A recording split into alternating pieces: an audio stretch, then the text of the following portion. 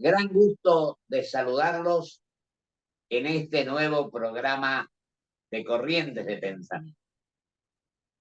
Y contamos con la presencia de un gran amigo, de un gran argentino, que ha dado pruebas suficientes de su honorabilidad, de su capacidad.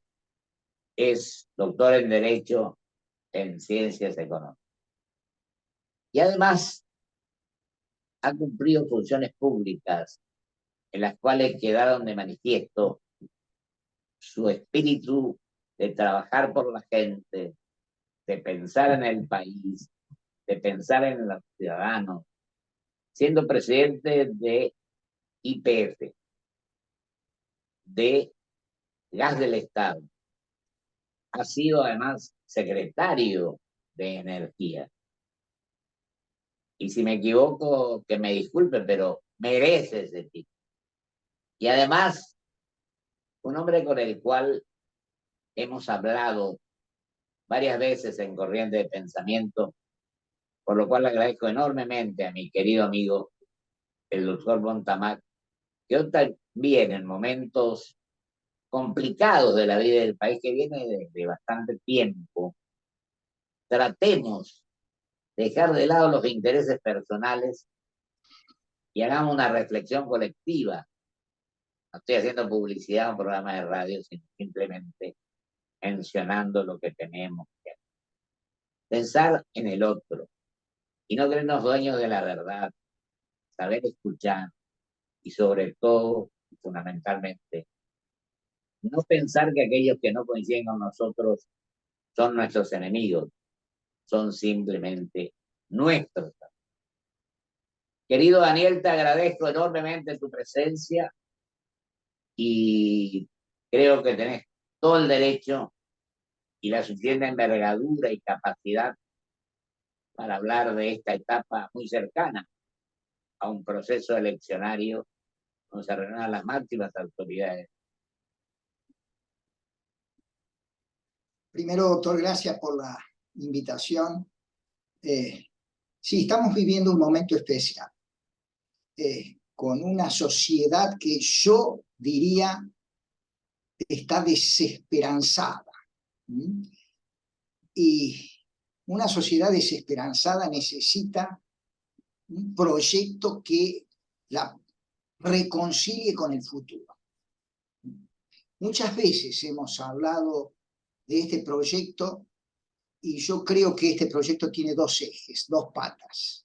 Uno, la consolidación de la República y otra, la necesidad del desarrollo económico y social que la República le debe a los argentinos, o que la democracia le debe a los argentinos. En materia de la pata republicana, yo veo algunas luces que quiero destacar, doctor, porque yo les recuerdo 3 meses atrás, hemos estado hablando con usted, dialogando, y estábamos en duda si iba a haber paso o no paso. Incluso había algún proyecto. Un tema que algún hace proyecto. 20 años más o menos que se está.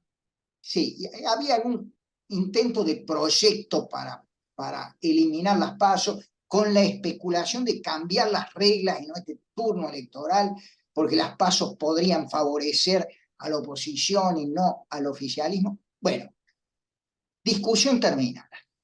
Estamos yendo al proceso electoral en respeto de las reglas. Hay términos en junio para completar las listas, las pasos vienen en agosto, el resultado de las pasos habrá una primera vuelta, una segunda vuelta. Esto es bueno, doctor, y hay que destacarlo, porque va generando cierta normalidad institucional. La Argentina tiene que volver a ser un país normal, y no va a ser normal en materia económica si no es normal en materia política e institucional. Pero por supuesto. Entonces Porque, yo creo perdón, una pequeña interrupción. Porque hay una opinión equivocada, gente. Yo creo que la política es la que contiene a lo que es la economía, a lo social, a lo educativo, a la política internacional. Y algunos la quieren separar y no es así. para nada. Yo soy comprensivo de todos estos temas. Disculpame, querido. Sí. En la otra pata, el tema del desarrollo económico y social, ¿eh? Ahí sí hay que discutir ideas. Bueno, para eso están las candidaturas. También algunos se alarman de que en los espacios haya discusiones por los liderazgos. Estas son las reglas de juego. Las primarias están hechas para justamente disputar liderazgos y a mí me gustaría que se discutiera un poco más narrativa e ideas. Pero la elección y el nuevo turno electoral y los liderazgos están llevando a cierta discusión de ideas, doctor. Y eso también es posible. Porque, por ejemplo, cuando un candidato plantea el tema de que hay que dolarizar la economía, que para mí puede ser una propuesta técnica de difícil implementación y no conveniente, sin embargo, está planteando en el fondo en el tema de que los argentinos nos quedamos sin moneda. Destruimos uno de los pactos básicos económicos que tiene que tener un país. Uno es el pacto constitucional político, el otro el pacto económico, que es tener una moneda que reúna tres características, que sea medida de cambio, medida de valor y reserva de valor. Entonces, en torno a la discusión de la necesidad de recrear una moneda, bueno, algunos dirán, usemos la moneda extranjera, otros empiezan a decir, no tengamos curso legal para el dólar y para el peso, es un sistema bimonetario, y otros dirán, no, recreemos un peso argentino que sea una moneda que dé y mantenga poder adquisitivo a través del tiempo. Pero detrás de las tres propuestas, cualquiera de ellas, está la necesidad de un Banco Central autónomo, de ordenar las cuentas públicas, de tener la necesidad de no gastar más de lo que ingresa, de revalorizar en el presupuesto entonces cuáles son los bienes públicos más importantes, y toda esta discusión es absolutamente necesaria para dar después la otra discusión. ¿Cómo nos desarrollamos, doctor? A partir de la estabilización, de la recuperación de la moneda, ¿cómo nos desarrollamos? Tenemos sectores que nos pueden dar mucho dinamismo, el energético uno, el minero otro, la industria del conocimiento otro, la cadena agroindustrial otro, muchos sectores, el turismo, la pesca, etcétera, etcétera. El plan de desarrollo inclusivo que genere puestos de trabajo para los argentinos. Yo digo, Daniel, que a lo mejor de año a esta parte, generalmente, en lugar de tener un proyecto de mediano y largo, al cual vos señalaste muchas veces, y me acuerdo, lo dije en el programa anterior, terminaste una magnífica disertación, terminaste con República y Democracia. Y este es un tema en el cual nos quedamos a veces. Por ejemplo, la reforma 94. Yo primero opuse, apoyé después. Pero todavía, fíjate vos lo que son las cosas. Cuando hablamos de los representativos republicanos, a mí me tocó representar a mi provincia sin ley de coparticipación. Se sancionó en el 88 la ley actual. En el 94 está una cláusula transitoria en el que para el artículo, para el 96, para 1996, había que sancionar una nueva ley de coparticipación. Fíjate los años que han pasado y todavía seguimos con la del 88, lo cual a mi criterio significa que vamos a la saga de los acontecimientos. Porque algunos incluso confunden que la ley de coparticipación solo una lucha por los recursos. Y es mucho más amplio el criterio, abarca todos los temas a los cuales vos te referiste, del 94 a la fecha. Una nueva ley. Sí, cuando la Constitución, digámoslo para la audiencia general, establecía 2 años para Dos que años, por eso digo, el surgiera. 96 tendría que haberse sancionado la nueva ley. Y nos Bien. estamos manejando con el 88.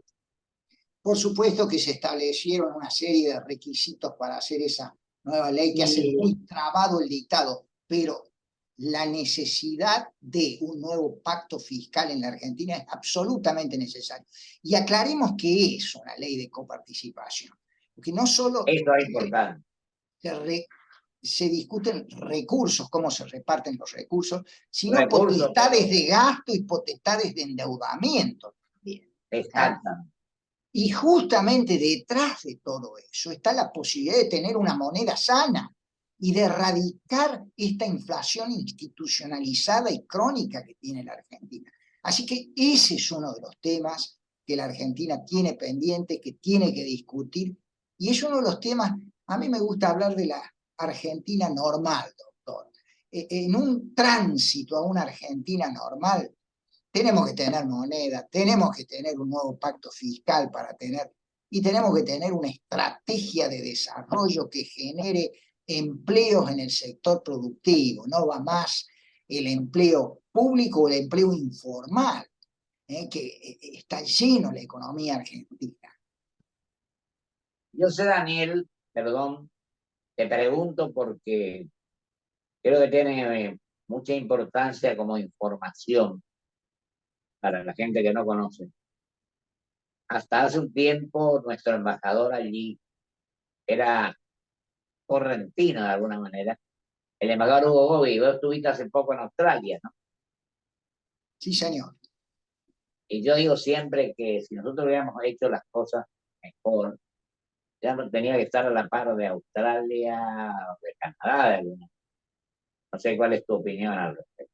Hasta el 40 estábamos, el ingreso per cápita argentino estaba más o menos parejo con el de Australia y Canadá. Ahora nos cuatruplican ingreso per cápita. Exacto. ¿Sabe cuánto exporta Australia en materia de minería solamente, doctor? 180.000 millones de dólares. ¿Eh? Fíjate vos, y nosotros también quiero que lo Y digan, nosotros 3.000, y nosotros tres por mil. eso te digo. Bueno, ¿sabe cuál es Entonces, la diferencia, doctor? Que los australianos, sobre la base de sus ventajas comparativas, porque tienen muchos recursos naturales, y la claro, capacitación de la gente, siempre desarrollaron una estrategia orientada a los mercados internacionales.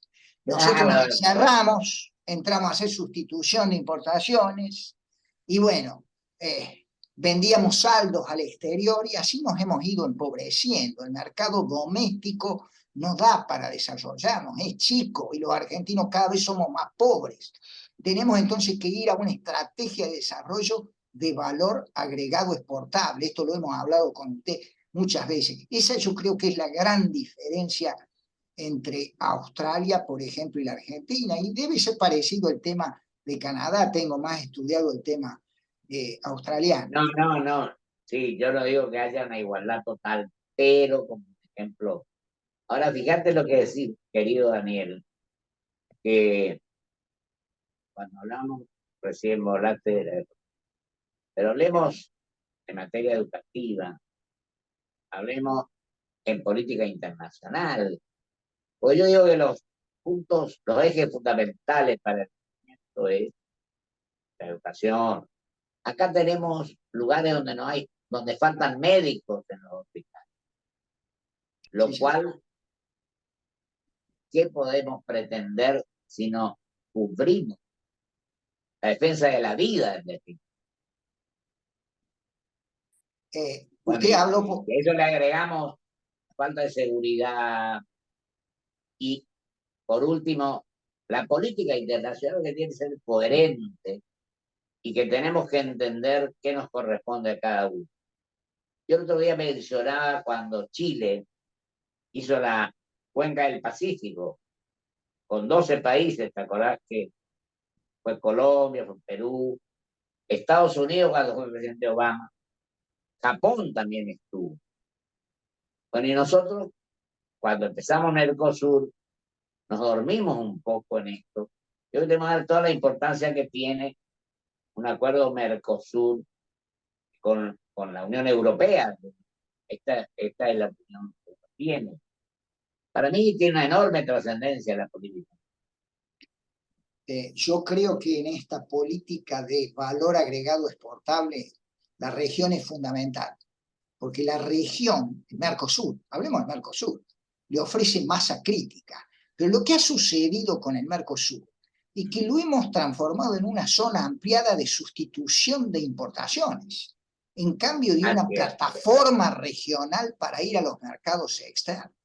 Mire, cuando usted desarrolla una estrategia de valor agregado exportable, y tiene mercados y tiene gente con mentalidad exportadora, el desarrollo interno del mercado interno también se multiplica. Le cuento una anécdota de lo que me enteraba ahí en Australia los días en Australia. de lo que he estado, sí. Usted sabe que los australianos, con la gestión del gobierno anterior, que era conservador, y con el COVID, fueron uno de los países que llevaron la voz cantante de que posiblemente el COVID se había generado en un laboratorio en China y que eso había que investigar. Entonces los chinos, que son importantes compradores de productos australianos, dijeron no se metan con nosotros. Y entonces restringieron una serie de importaciones de Australia, estableciéndole aranceles y una serie. ¿Sabe lo que pasó al cabo de ciertos años? Como son tan competitivos y tiene tan desarrollada la cadena exportadora el país, encontró otros compradores Australia. Y China... Imagínate lo que produce la competencia, ¿no? Claro, y China para poder suplantarlos tuvo que ir a países que le tienen que vender más caro porque están más lejos, tienen más flete, con lo cual ahora los chinos quieren revisar eso y volver a comprar en Australia. Pero es decir, fíjate vos. Usted tiene una estrategia orientada a los mercados internacionales, no quiere vivir de lo suyo, de lo nuestro, como hemos dicho acá tanto tiempo. Bueno, el país desarrolla músculo exportador y entonces pueden venir inconvenientes, porque se puede cerrar un mercado, pueden caer los precios internacionales, pero ese músculo exportador se reacomoda para seguir generando valor agregado exportable, que es el eje de la estrategia de desarrollo que la Argentina necesita. Ahora, querido Ariel, vos que sos un experto total en esto, pero antes agrego, mejor dicho, pregunto. Hablaste de el resultado que produce competir. Y hay un tema que es vital, fundamental. Sin educación ninguna sociedad puede crecer. En mi opinión, por estoy equivocado, cuando se terminó la competencia en materia educativa, cuando los que estudiaban y se preparaban estaban en igualdad de condiciones con los que no lo hacían, yo creo que ahí terminó el espíritu de competir para ser los mejores, que creo que es un arma poderosa para que las cosas crezcan. ¿Vos no crees que esto nos pasó en alguna medida? Y a lo mejor todavía nos pasa. Totalmente. Esto en Sí. materia educativa. Y ahora sí te pregunto, ¿cómo estamos? ¿Cómo crees que se están llevando a cabo las cosas en este factor fundamental para el crecimiento y el desarrollo, que es el tema energético? Bueno, mire, la energía todavía es parte del problema económico. El año Ustedes pasado... hicieron una magnífica tarea, aquellos 8 secretarios de energía. Sí, sí, La política de Estado interno.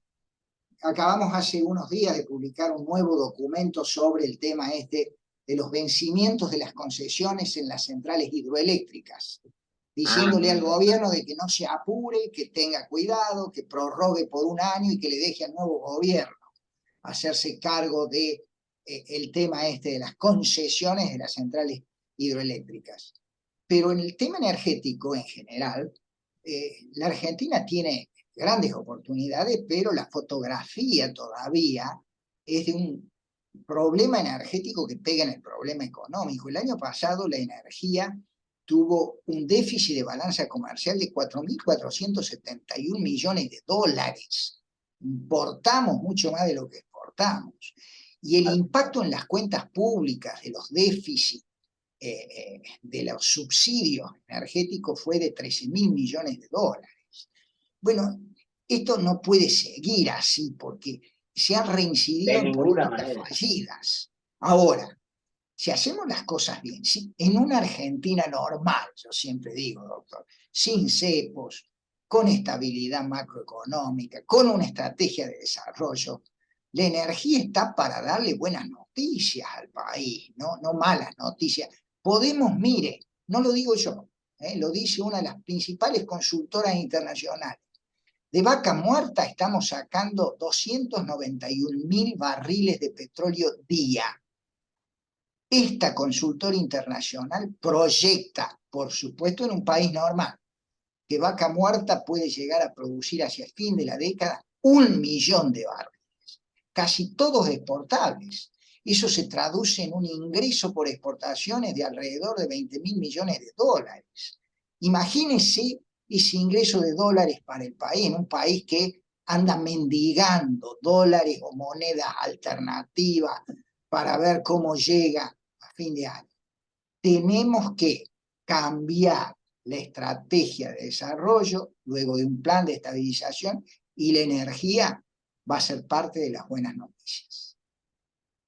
Y terminamos con aquella conferencia tuya donde terminaste democracia y desarrollo. Sí, Y nos República y acordamos de aquel Desarrollo, gran doctor. presidente que fue República y Arturo Desarrollo. Frondizi. Sí. Daniel, una última pregunta que se nos fue el tiempo, pero que me sigue importando cuando hablábamos hace unos años, con respecto cuando le compramos el gas a Bolivia, que pagábamos $14 BTU.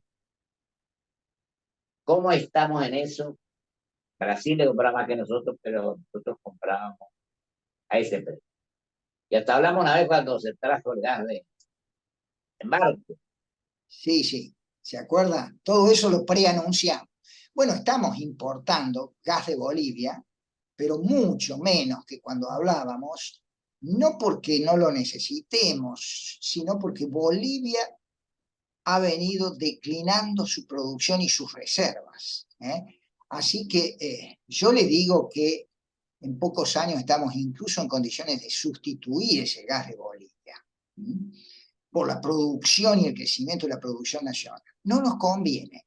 Yo le diría que conviene tener siempre a Bolivia como un actor, pero en un mercado regional de gas integrado. Estoy hablando de integración en la región.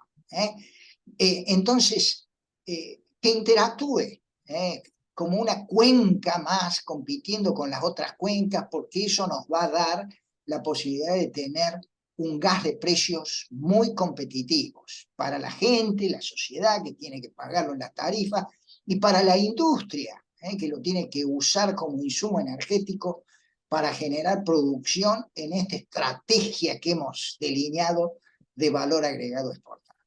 Pero bueno, los bolivianos tienen, yo creo que un gran potencial, pero han sometido a este sector que es capital intensivo también a políticas de largo plazo. Quisieron apropiarse de mucha renta, y yo siempre digo, el gobierno, que el 100% de cero es cero. Cuando usted se quiere apropiar de la renta, se acaban las inversiones, caen las reservas y cae la producción. Magnífico, mi querido y gran amigo, doctor Daniel Montamar. Se nos fue el tiempo. Seguiremos hablando. Un abrazo muy grande, Daniel. Te agradezco mucho tu presencia y te deseo mucha suerte. Muchísimas gracias. Un gusto, Un abrazo doctor. muy grande. Un gusto. Vamos a un corte y vuelvo con mis conclusiones.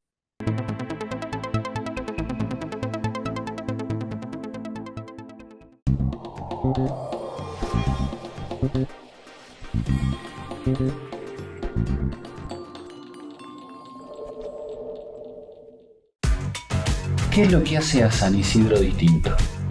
¿Será que vivimos haciendo obras que nos hacen vivir mejor, como la nueva senda del hipódromo? ¿Será porque seguimos haciendo megaconstrucciones? Sí, porque seguir mirando hacia adelante hace todo distinto. Contener la pared llena de diplomas. A veces no alcanza para contener a pacientes llenos de preguntas. OSDE, 50 años, junto a vos, a lo largo de tu vida.